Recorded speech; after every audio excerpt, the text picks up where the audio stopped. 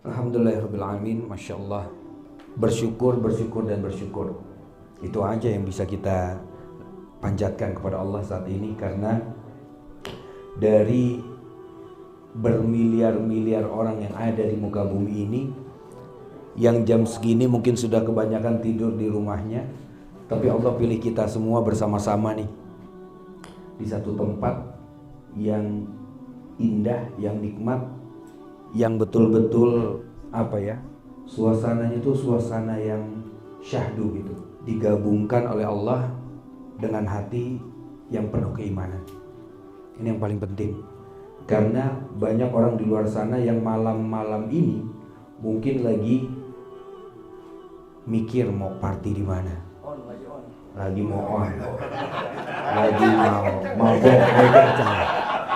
lagi nyiapin sedotan bengkok, ya kan, lagi nunggu balasan WhatsApp dari BD-nya, subhanallah. Atau jangan-jangan lagi nunggu balasan WhatsApp dari selingkuhannya yang sudah lama ditunggu-tunggu mungkin, subhanallah ya. Dan ini merupakan suatu tamparan keras sebetulnya juga. Pakai ini. Oh, cadangan. Oke. Berarti belum main dia ya.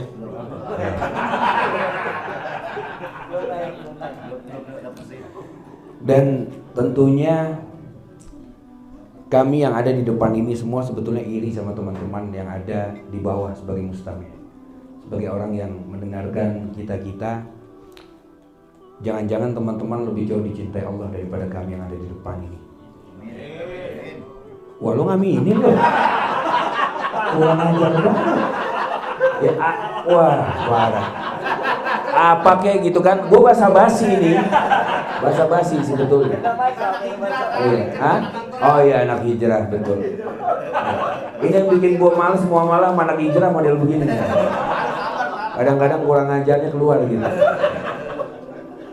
Harusnya nggak diaminin itu tadi ya, cuma di sini doang kan jadi males kitanya ya, males tausiahnya, males ngomong, males. Coca-Cola mana tadi nggak nyampe. Masya Allah. Ya. Udah 2 gelas. Udah berapa? 2 gelas. Sampai 1 botol. Makin banyak minum kan ngomong lagi lancar jadinya Pak. Kayak dulu aja. Karena orang yang biasanya banyak ngomong, banyak keselipnya. Orang biasanya banyak ngasih nasihat itu belum tentu semua nasihat bisa dijalankan sama dirinya sendiri. Bahkan orang yang udah belajar kesana kemari ternyata bisa jadi di belakang itu malah melakukan kesalahan-kesalahan. Bisa jadi orang yang ngomong malah nggak melakukan, ya. Bisa jadi orang yang ngomong itu malah jadi orang-orang yang munafik. Dia mengajarkan kebaikan sama murid-muridnya, sama teman-temannya. Padahal di belakang mereka dia melakukan hal-hal yang sebetulnya dilarang sama agama itu. Ya. Dikatakan dalam Al-Quran, "Ata'muruna an-nasa bil birri wa tansawna anfusakum wa antum tatluna al-kitab afala ta'qilun." Apakah kalian mengajak orang lain berbuat kebaikan padahal kalian itu enggak berbuat baik? Ini yang bahayanya nih. Apalagi ya yang namanya guru itu kadang-kadang nerima muridnya datang konsultasi masalah keluarga, konsultasi tentang pasangan, ya misalnya ada yang wanita istri konsultasi tentang suaminya, diterima, diberikan nasihat yang baik-baik, tapi ternyata gurunya melakukan hal itu. Subhanallah. Ini kan munafik namanya. Dan orang munafik itu bahaya sekali. Dia berikan nasihat sama orang lain tapi dia melakukan. Nauzubillah. Dan itu betul-betul ditegur di dalam Al-Quran, hal yang seperti itu. Nah, oleh karena itu teman-teman, bersyukurlah kepada Allah, karena memang beban teman-teman dibandingkan beban kami-kami yang ada di depan ini berbeda bebannya. Berbeda. Tapi kami berharap tadi yang disampaikan Ustaz Bulaidan, kalau seandainya nanti teman-teman masuk surga terlebih dahulu, jangan lupakan kami. Jangan lupakan kami yang ada di depan sini yang pernah membersamai teman-teman. Itu aja yang kami harapkan supaya kita bisa bersama-sama masuk ke dalam surganya Allah insyaallah nanti. Baik, untuk selanjutnya kita santai ngobrol, nggak lama-lama mungkin supaya bisa istirahat dengan kegiatan-kegiatan selanjutnya. Mungkin ada yang ingin ditanyakan tentang apa saja, silakan mumpung ada dua, wah itu sudah ada satu penanya. Masya Allah. Assalamualaikum warahmatullahi wabarakatuh. Punten Ustadz, ada 3 Ustadznya. Mau nanya soal sodako. Jadi kan sepengetahuan Risa itu sodako itu dikeluarkan apabila kita sudah berkecukupan. Tapi kalau misalnya ternyata kita masih belum berkecukupan tapi kita ingin bersodako, apakah itu lebih baik atau malah justru sebaiknya kita bersedekah walaupun dalam keadaan kesempitan? Itu aja sih Ustaz. Buat buka surah Ali Imran surah 3 ayat 134. Salah satu tanda ihsan kata Allah Subhanahu wa taala adalah alladzina yunfikuna fis sarra wad dharra. Orang yang menginfakkan saat senang maupun susah. Ditutup dengan surah Muhammad ayat 7, surat 47 ayat 7.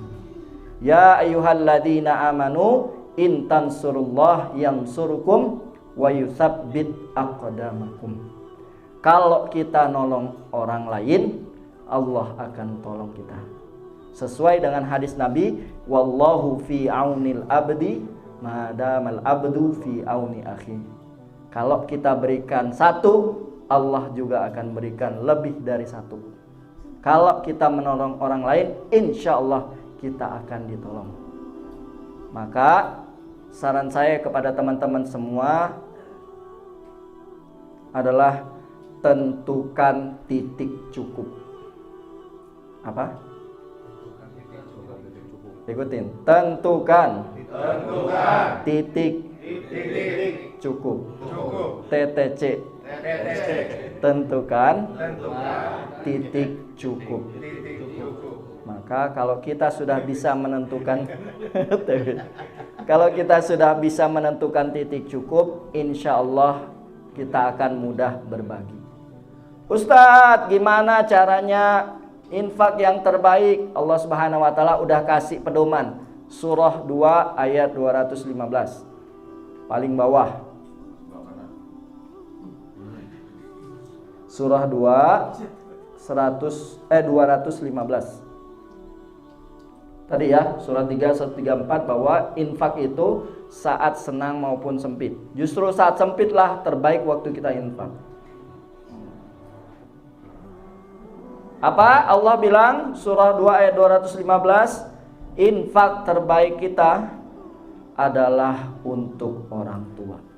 Jangan sampai kita punya harta, orang tua gak menikmatinya. Ukurannya sesuai dengan ma'ruf saja, sesuai dengan kadar masing-masing. Walaupun itu cuma ngisiin token di rumah listrik orang.